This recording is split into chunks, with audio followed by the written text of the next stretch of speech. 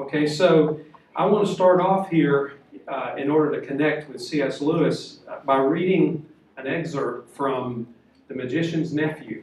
Yes. This is one of the Chronicles of Narnia, and I'm sure you've all read The Magician's Nephew. If you haven't, maybe this will encourage you to jump into that. So this is actually a description of creation in the Narnia series. And I want you to listen to how creation is described by Lewis in an imaginary way, of course, but get a sense of how Lewis thinks about creation. In the darkness, something was happening at last. A voice had begun to sing. It was very far away, and Diggory found it hard to decide from what direction it was coming. Sometimes it seemed to come from all directions at once.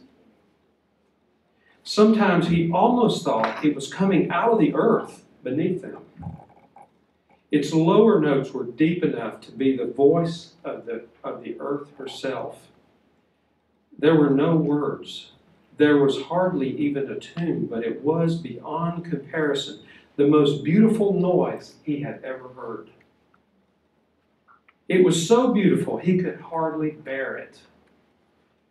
The horse seemed to like it too. He gave the sort of whinny a horse would give if, after years of being a cab horse, it found itself back in the old field where it had played as a foal and saw someone whom it remembered and loved coming across the field to bring a lump of sugar. "God," said the cabbie, "ain't it lovely?" Then two wonders happened at the same moment. One was that the voice was suddenly joined by other voices, more voices than you could possibly count. They were in harmony with it, but far higher up the scale, cold, tingling, silvery voices. The second wonder was that the blackness overhead all at once was blazing with stars. They didn't come out gently one by one as they do on a summer evening. One moment there had been nothing but darkness. The next moment, 1,000 points of light leaped out. Single stars, constellations, and planets, brighter and bigger than any in our world. There were no clouds. The new stars and the new voices began at exactly the same time. If you had seen and heard it as Diggory did, you would have felt quite certain that it was the stars themselves which were singing, and that it was the first capital voice, the deep one, which had made them appear and made them sing. "Glory be," said the cabbie. I'd had been a better man all my life if I had known there were things like this. Quite a description of the creation of Narnia.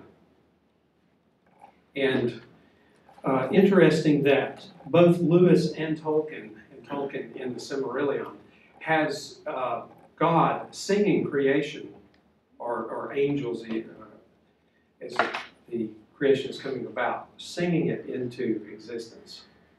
But as you heard me reading that, what were some of the kinds of things that stirred, that you heard, in the description, and that kind of stirred your soul as you heard that?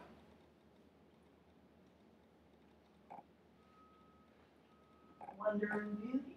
Wonder and beauty, okay. Yeah, good. Sense of joy. Joy, yeah. Joy. Nostalgia. Nostalgia. Music, okay, yeah. Music. I think the reflection when he said, "I would have been a better man had I known this existed." Yeah, that's interesting, isn't it? What do you think he's getting at there? That's what you said earlier. Our eyes are open to God's beauty. So yeah. It's really taking it in. So when we really get in touch with God's beauty, it's transformative.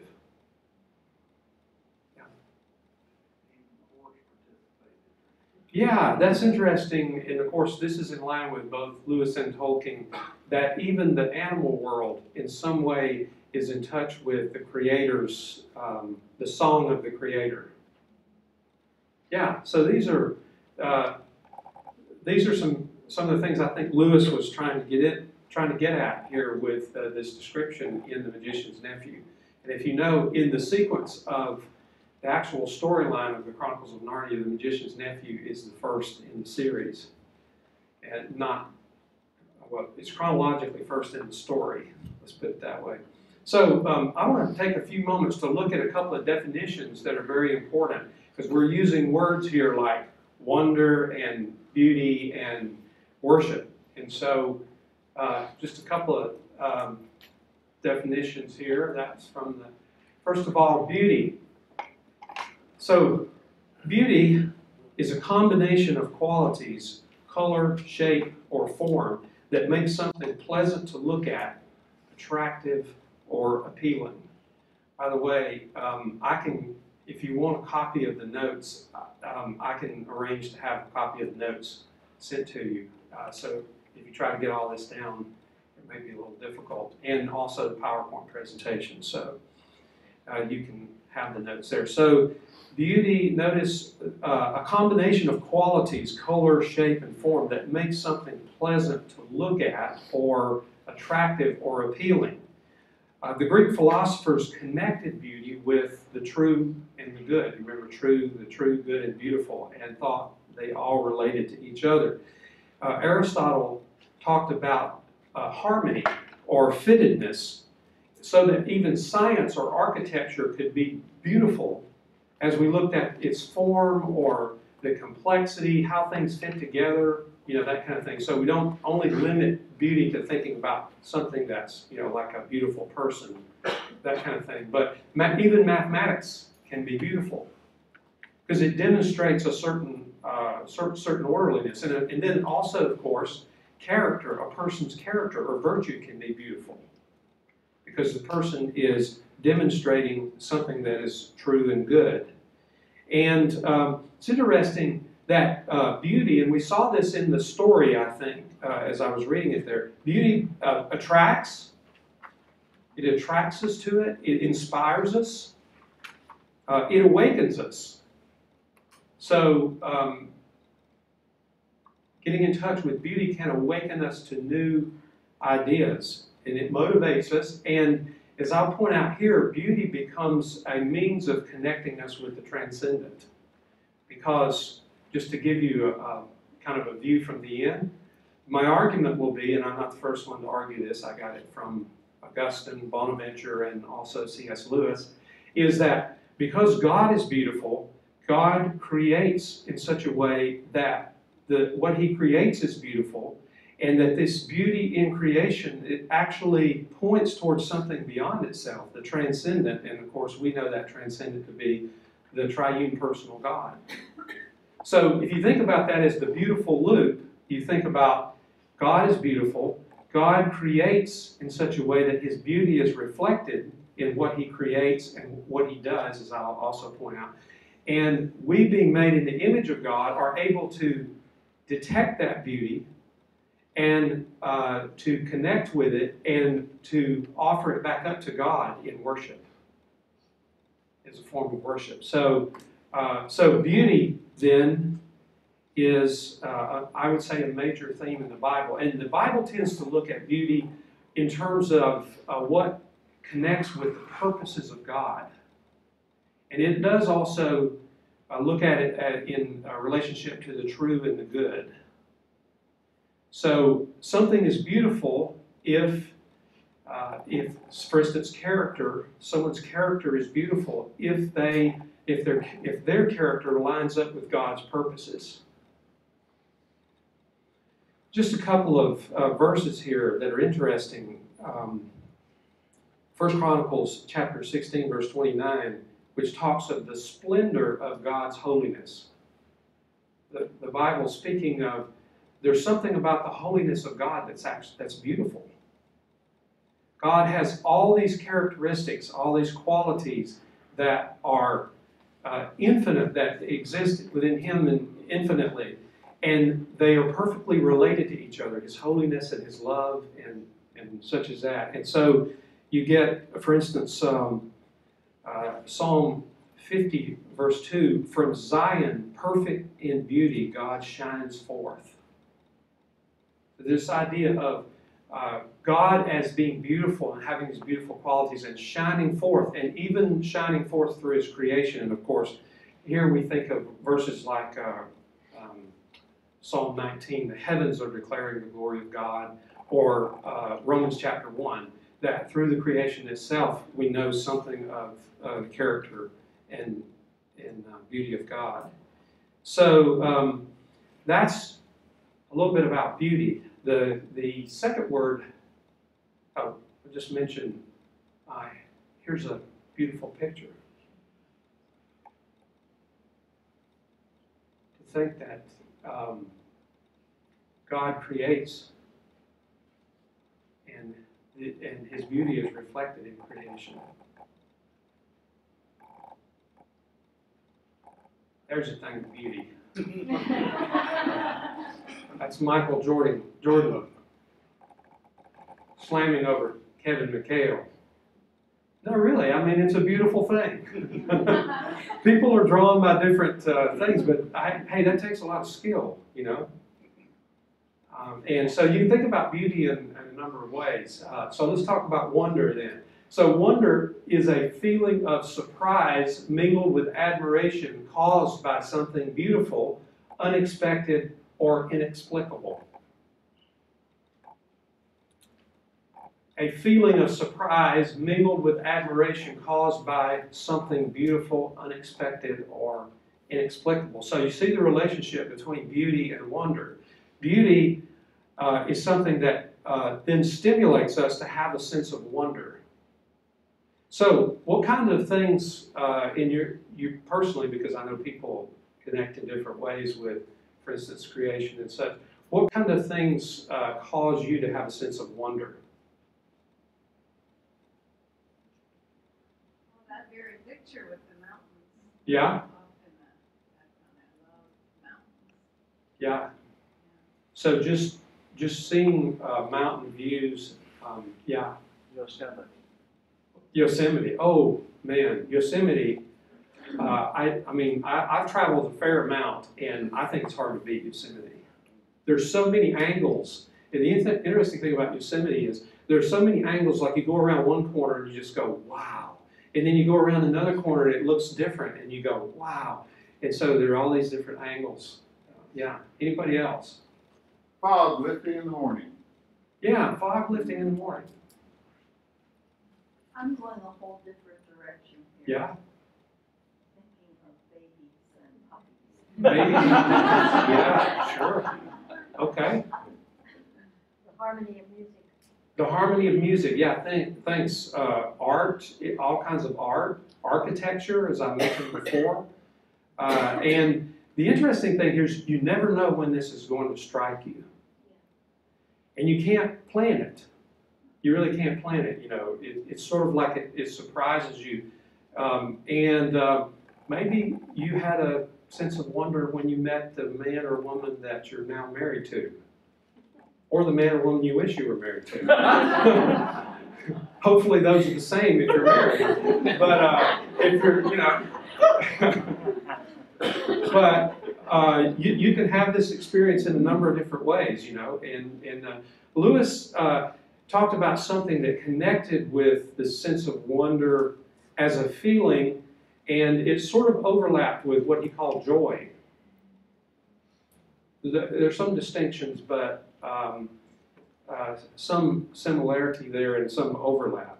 So you can think of wonder also as like awe. So we were having this is just jumping ahead a little bit. We were having a little prayer and praise going, you know, earlier back here. And when you think of some of the passages of the Bible where people encounter God, and what happens? Fall on their knees. They're overcome with a sense of wonder or, you know, awe, a sense of awe. and the power or the glory, or you might even say, you may not have thought about it this way, for the beauty. Look in Isaiah or the book of Revelation at some of the descriptions that are there. There are a variety of different descriptions, and some of them are terrifying, but some of them are also very beautiful. And that Ezekiel guy,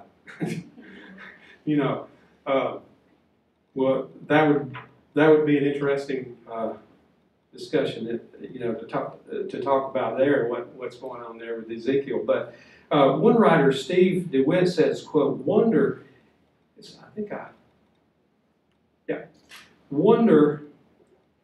is what image bearers feel when they glimpse a reflection of God's beauty. So this sense of wonder can be seen in the creation, but also in redemption. And notice his focus there on image bearers, and what he's getting at here is God has so constructed us that I would say prior to the fall, of course, take the fall, the lenses have been dulled or think like a dirty windshield. But God constructed us in His image. Read Genesis 1 with the idea that all this variety that's being created and such, and when God gets to the end of it in 131, in chapter 1 and verse 31 of Genesis, and it was all very good. And think about that in terms of it was functioning according to what God intended, and therefore it was beautiful. And then there's all this variety and such. And He created human beings in His image to be able to detect that beauty, and through detecting it, to offer back up to God praise and worship. So in that sense, Adam and Eve were originally priests. They were priests in the temple of God, like no other creature who could understand God's purposes and God's beauty, and to offer praise back up to God, praise and worship. So wonder are a common experience for people in the Bible who see beauty. For instance, Genesis 2:23, where after God brings Eve to Adam, and Adam says, as my Hebrew professor, Walter Kaiser, used to say, he said, "This is bone of my bone and flesh of my flesh." But what he was saying was, "Oy vey! This is bone of my bone and flesh of my flesh." For the first poetry in the Bible. So Adam is recognizing God has provided something beautiful for him. Not only beautiful physically, but beautiful in that Eve complements all of what Adam, the needs, and that kind of thing, and enables both of them together to fulfill the purposes of God. So again, beauty being connected with God's purposes. And this, last of all, well, let's take another look at some beauty.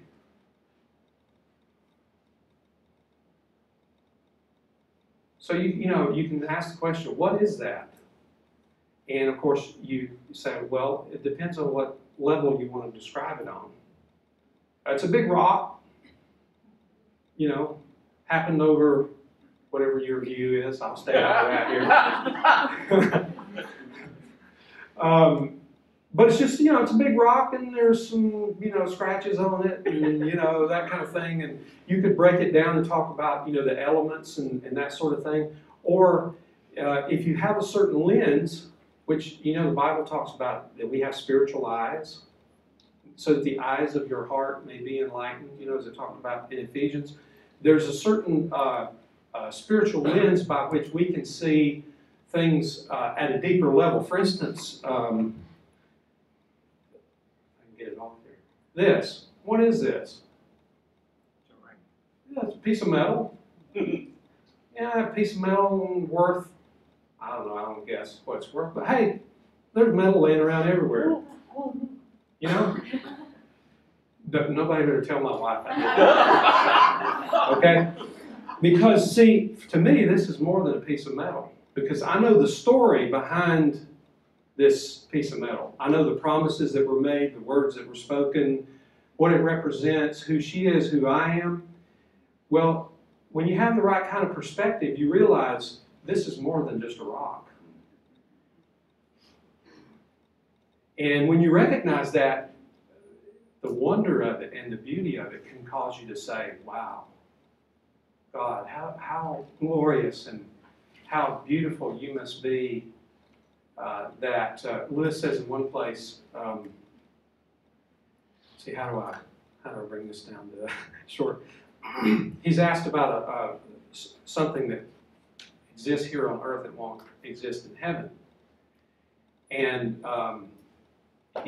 he says basically that, look, if you're worried about God taking some pleasure away from us in heaven that we have here on earth and that makes you upset, then just recognize that whatever God takes away from us in heaven, which was pleasurable here, it's only because he intends to give us something more pleasurable there in exchange. So what we have here is that all creation becomes a sign or a pointer towards something beyond. And that's Lewis's view and Tolkien's view. And all the better because it happens to be, in my estimation, the Bible's view. I like Lewis's view, especially when I think it agrees with the Bible. I like it when he agrees with me, but I like it better when he agrees with the Bible. And in this case, I think he does. And I think in much of his writing, that's the reason, especially in his fiction, that you can read Lewis and have this sense of wonder and awe. And so that's where we are. And now we want to talk for a minute specifically about worship. So we're closing the loop. A beautiful God created a beautiful world. If we had time, we could develop that it's now a fallen world. So some of the signals become distorted. We are created in such a way that we're able to detect that beauty, and we're also fallen. And so our eyes and our perceptions of the beauty are oftentimes blurred.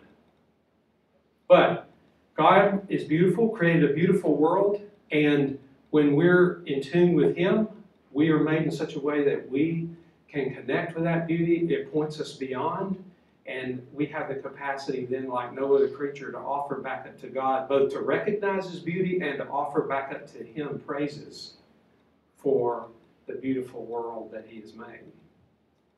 What would it be like to live that way all the time?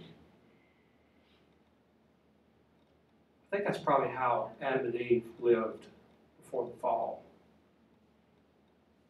And, Chesterton has this interesting thing, G.K. Chesterton, where he says, when you have a small child and you're playing with them, you throw them up in the air and catch them, what do they say?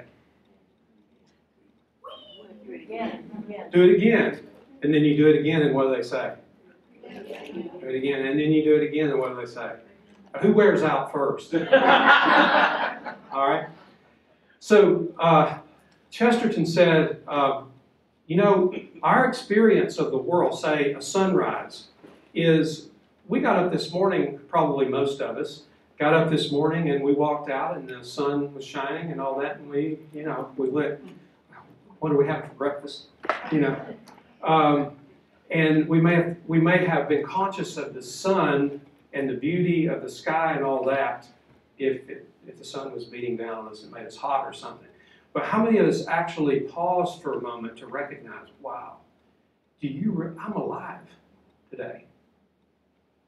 And to think, what would it be like to live like that all the time? Well, Chesterton says the difference in a small child and a grown-up is that the grown-up has had this experience enough times to where we kind of become cauterized to it.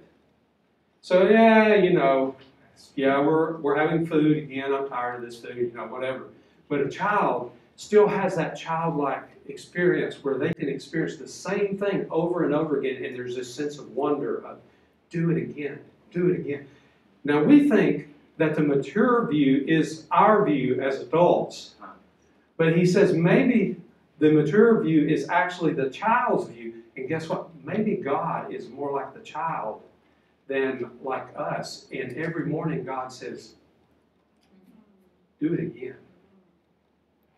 What if in our perfected state, we'll live in that kind of a sense of wonder of the glory of God and the redemption of His people and the presence of Jesus? And what would it be like to live in that kind of world? That's a good deal. So, worship then. Well, this is a hummingbird. I keep forgetting all these little tidbits I've put in here. You should, if you haven't done this, you should Google YouTube hummingbird and watch some videos of hummingbirds. It is absolutely amazing. It'll take your breath away to watch close-up shots. These are live shots of hummingbirds. Hummingbird. Worship is the fitting response of the whole person, head, heart, and hands, to God for who He is, what He has done, is doing, and has promised to do. It's the fitting response of our whole person. So if we were unfallen, all of our being would respond to God's glory and His beauty in such a way that glorified Him.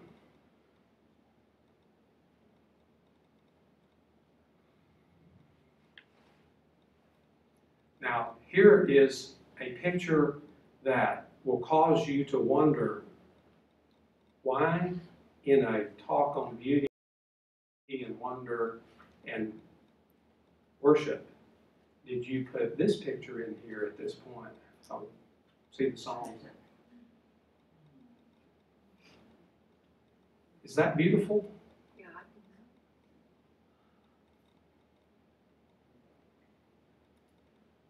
How can you say that's beautiful? Herein is love. Because what it accomplished? Okay. It's awesome. It's awesome. Love, sacrifice. See, beauty can be an expression of certain qualities. And there's no, in history, it's interesting, when the Bible looks at something that's going to display the glory of God, there are many examples of powerful things. You know, the crossing of the Red Sea. You could pick, deliverance from Egypt. What's the most, if you could pick one event in the Bible, what demonstrates the glory of God most clearly? And I think the argument from John in the book of John would be the incarnation, which comes, grace and truth came to the glory. The Word became flesh and dwelt among us, and we beheld His glory, the glory as of the only begotten of the Father, full of grace and truth. So in the book of John, the incarnation is the display of the character of God most openly.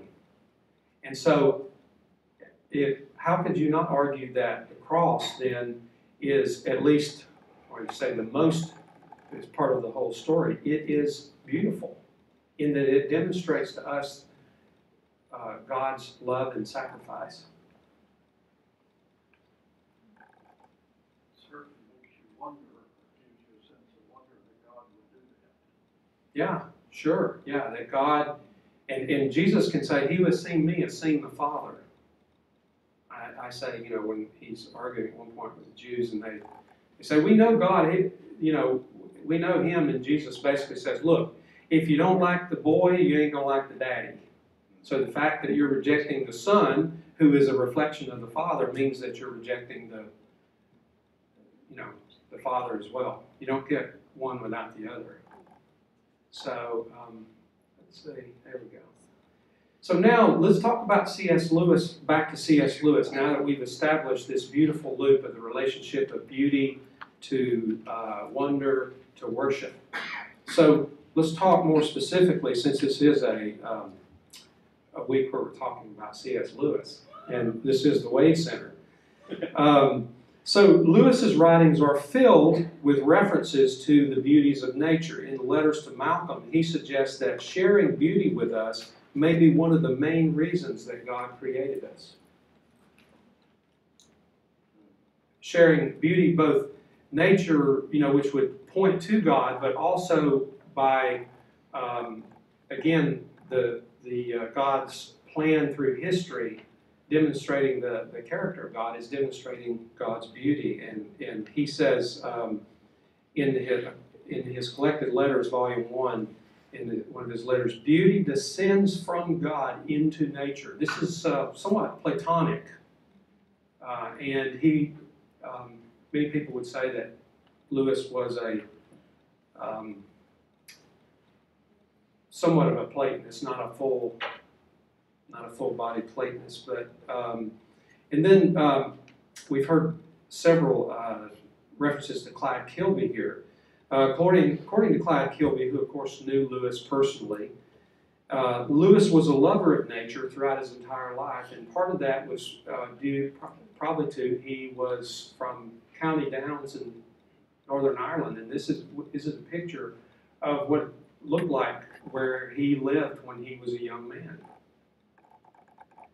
And these beautiful rolling hills and such. And so when you read about in Surprised by Joy, the story about he and his brother who built this tin. Out in this tin, they built this little world, and and they made these imaginary talking animals and such as that. You get this idea that he's living in an environment where there's beauty and wonder, and he's shaped by that early on. So we already looked at the story in The Magician's Nephew, where he tells the story of the creation of Narnia. Chesterton again says that, quote, God was a creator as an artist is a creator. So he draws this parallel between God as being like an artist. And Lewis uses that same kind of language, but he's also very careful to say, whenever you're drawing analogies to God, you always have to recognize that there's not a one-to-one correspondence. And in this sense, we're technically not creators. And Tolkien recognized that as well. He called it, sub-creators. We can only take what God can create something out of nothing. We can only take what God has created and arrange it in such a way that it's beautiful. We can only demonstrate certain characteristics, certain virtues in such a way that they reflect something of the character of God. And that's part of what it means to be created in the image of God. And so another beautiful picture here related to Lewis. Those of you who know,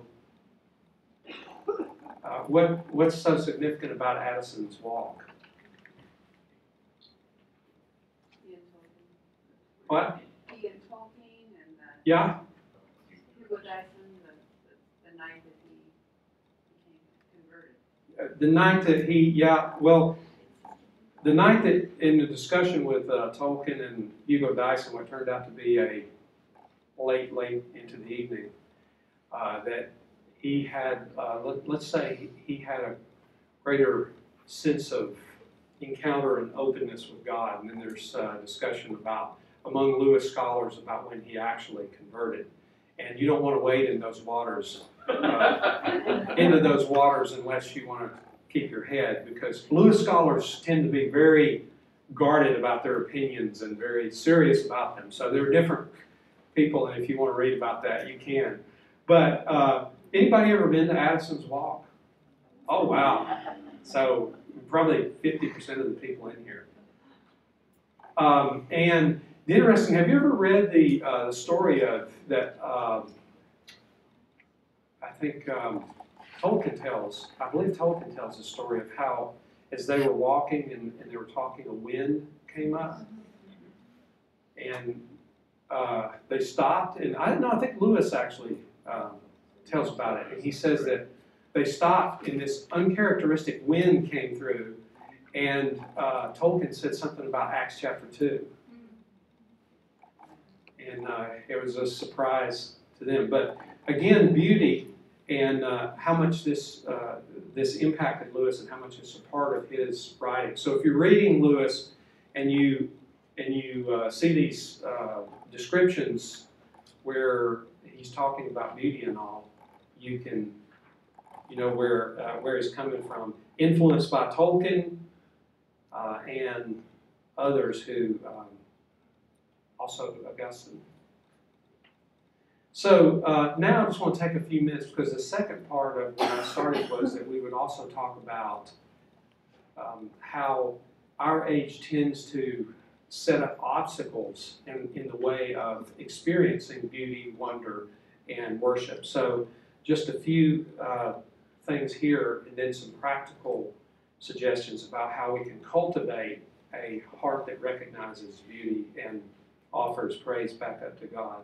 First of all, Lewis has this thing, first things first. Keep first things first. And if you put first things first, in the end, you'll get first things and second things. But if you put second things first, you will ultimately lose first things, and the second things won't give you the fulfillment that you're looking for anyway. So with that in mind, and related to this idea of beauty and such, Lewis has a good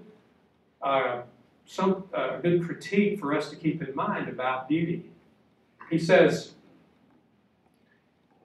the books or the music in which we thought the beauty was located will betray us if we trust them.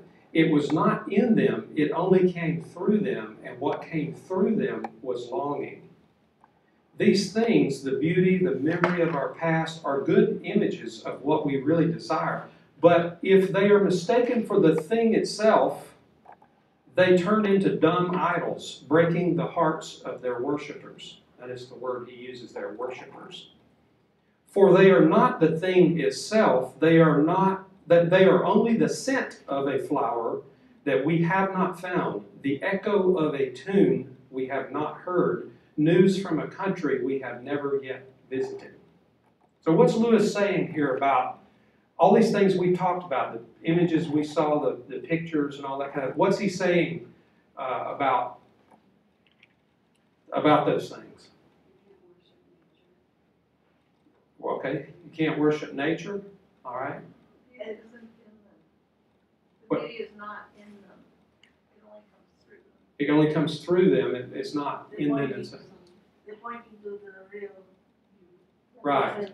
Yeah, they are signs that are pointing somewhere beyond themselves. So like if I'm coming to Chicago, let's say I'm coming to Wheaton to have a picnic, and I come to a sign that, and I know that it's Wheaton, and there's a sign that says Wheaton 2 miles, and I stop and I start unloading the picnic and eating there, beside the sign, you'd say that's rather strange. The sign is pointing to something beyond itself. That's where the experience is. So this is what Lewis is getting at with all these things we're seeing. They have a purpose. God made them in such a way that they point to something as the ultimate. Now, if we recognize the proper place that they are to play, that they have, they are a pleasure that's a legitimate pleasure given by God. So we don't have to deny the pleasure, but we just recognize the place that they play, keeping first things first. So for instance, in The Great Divorce, Lewis will have a mother who loves her son so much that she can't release him because he's providing something for her that unless he provides for her, she will lose her sense of identity. The Bible has a term for that. What is it called? It's idolatry. And idolatry is just putting something in, and it can be a good thing. Okay? It can be the desire to be married. It can be the desire not to be married.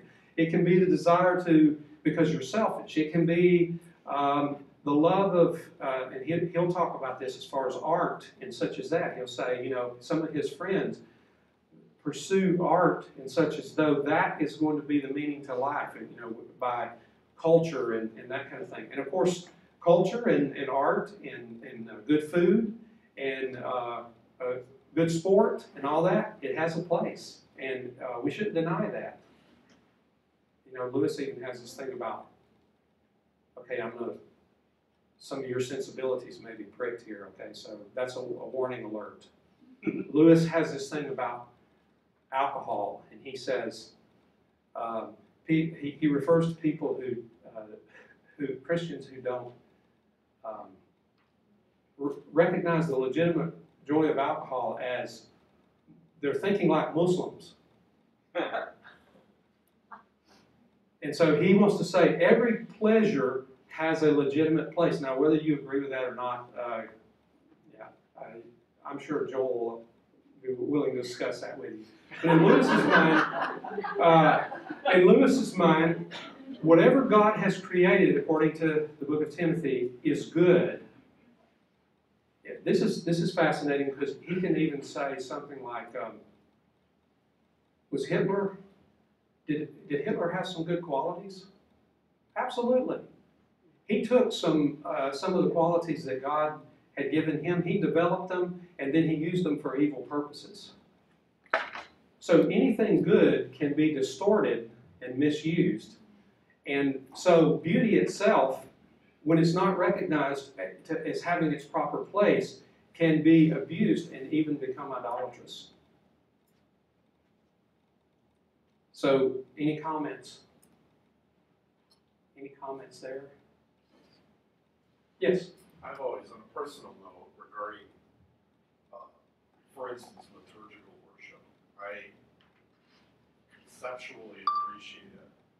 When I engage in it, I find myself, it sets a scene and a mood. But I wonder if it's a subtle form, for me, if it's a subtle form of idolatry. I think if all the trappings of liturgy are present, and it sets this wonderful atmosphere, and I appreciate the atmosphere, so I come back to it Sunday after Sunday. Is it the atmosphere that I'm soaking in, or is it the beauty beyond the atmosphere? And I've never been able to quite sort that out for myself. The need for that. And I think there's this flood of evangelicals going into the liturgical church, and I'm wondering if they've sorted through that either, to be quite honest with you. But for myself, there's that in-between place where I don't know what is a subtle form of idolatry or not. I just haven't been able to get a handle on that personally. So the question there would be, is it possible to even use worship, a style of worship or a particular form of worship or whatever, can it become idolatrous? And Of course. yeah, I think the danger would be, this would be my approach to it for what it's worth. The danger would be you don't want to become so introspective that now you start practicing the presence of self rather than the presence of God. So you're sort of always examining yourself, so the truth is probably none of us ever do anything with completely pure motives. But John Calvin helped me here by saying, one of the things that the atonement of Christ does is it even takes the works that we do and the worship that we do that is not pure and sanctifies it. You ever thought of that? So that even though, it's true, none of us probably ever do anything out of completely pure motives, God has provided the means where He accepts what we offer up. And it's worth thinking about, hey, am I going too far with it? But I wouldn't say, in any case, that we should become so introspective about worship or anything such that it takes up, huge amounts of our energy. And I know for some of us, we happen to be so introspective anyway that probably nothing would ever satisfy, apart from, God speaking audibly that was good, what you just did. So, Lewis has this thing where he says, God is easy to please but hard to satisfy. Think about that.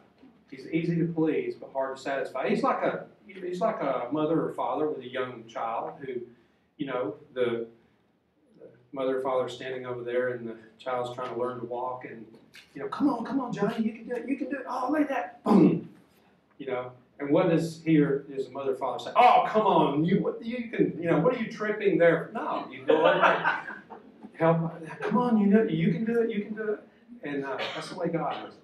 So Another thing that Lewis says, so idolatry is one of the things that's an impediment to experiencing this wonder and beauty and worship. Another thing is what he called scientism. I touched on this a little bit earlier, focusing on the how rather than the who or the why, so that we're just always dissecting everything and breaking it down to just the merely material. And listen to this quote by Charles Darwin. Darwin says, "Up to the age of 30 or beyond it, poetry of many kinds gave me great pleasure. And even as a schoolboy, I took intense delight in Shakespeare. Formerly, pictures gave me considerable and music very great delight. But now for many years, I cannot endure to read a line of poetry. I have tried to read Shakespeare and found it so intolerably dull that it is nauseating me. I have all," somebody else said that I had that same, I have almost lost any taste for pictures and music. I retain some taste for fine scenery, but it does not cause me the exquisite delight which it formerly did. My mind seems to have become a kind of machine for grinding general laws out of large collection of facts. The loss of these tastes is a loss of happiness and may possibly be injurious to the intellect and more probably to the moral character by enfeebling the emotional part of our nature." And of course, for Lewis, this is a biggie. Chesterton said, "Alice must grow small if she is to be Alice in Wonderland." Listen to that again. Alice must grow small if she is to be Alice in Wonderland. Thomas Dubay says, "Wonder at reality demands the humility to sit at the feet of a dandelion. The proud are so full of themselves that there's little room to marvel at anything else other than themselves." So now we're right smack in the middle of Romans chapter 1. They neither honored him, God, or gave thanks, but they became futile in their own speculation and worshiped and served the creature rather than the Creator. So pride then is the opposite of humility. It's the failure to acknowledge that we depend on the Creator for life and for salvation. So as Luther said, we curve back in on ourselves. And pride can blind us to wonder. If you want a good dose, the month, for those of you, how many people have done the Fellows program? Yeah. So how'd you like that month on humility? Yeah. In Atlanta, we've been doing the Fellows program now for over 10 years. And I would say the most common response to what was your favorite month, it's the month on humility. And it's not because you leave that month going, "Oh, I'm great, I'm great." You're like, "Whoa, but wow." That's Isaiah, "Woe is me," and, "Holy, holy, holy is the Lord God Almighty." That's being sane from the biblical perspective. Insanity is placing ourselves, in God's place. That's insane. So let's finish up here with just a few words of wisdom about this whole subject of beauty and wonder and wisdom. And I'd like to do that by referring to someone we've talked about, Clyde Kilby. And Kilby has this little, you can actually download this from the website here at the Wade Center, which is, I think it's titled there, "A Means to Mental Health." It's also called 10 Resolutions to Remain Enthralled with God's Wonders. I think John Piper designated that. And so there are these 10 things. And so Clyde Kilby was very impacted by C.S. Lewis, and so he here's one of them. He says, "At least once every day I shall look steadily at the sky and remember that I, a consciousness with a conscience, am on a planet traveling in space with wonderfully mysterious things above and about me."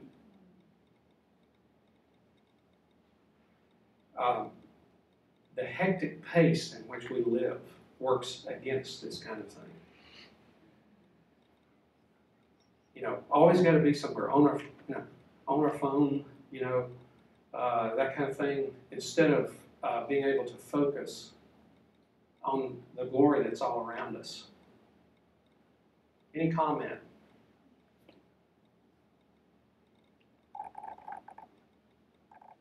I think it's interesting, this a means to mental health. Another one, I shall open my eyes and ears. Once every day I shall simply stare at a tree, a flower, a cloud, or a person. I shall not then be concerned at all to ask what they are, but simply be glad that they are. I shall joyfully allow them the mystery of what Lewis calls divine, magical, terrifying, and ecstatic existence.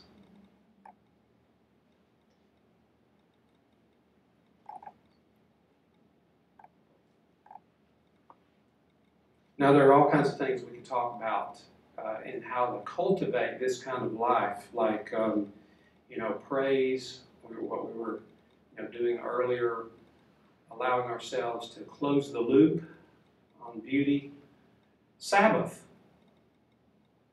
You know, part of what Sabbath was about was taking the time, taking a day off where you took the time to reflect, to thank God, to honor God, and that sort of thing. It sort of recalibrates things. And Sabbath can be, of course, a day, and you can also take a period of time, you know, to have a retreat or whatever, where you're allowing yourself to slow down and get back in touch, listening to people who, of course, are created in the image of God. And as we mentioned, humility. All of these things can be cultivated to help build the kind of character and the kind of environment, and think of a home or an organization that's characterized by this recognition of beauty, a sense of wonder, and the worship that flows from that. This is how our churches ought to. This is the kind of environment that ought to be often experienced in our churches and in our relationships with each other. Now, there's another whole side. When I have a whole week to do this, I talk about sin and the fall, and you know how that affects wonder and beauty and that kind of thing. But for us today, this is the place to start. This is the place where the Scriptures start. The glory of God and in His creation and redemption.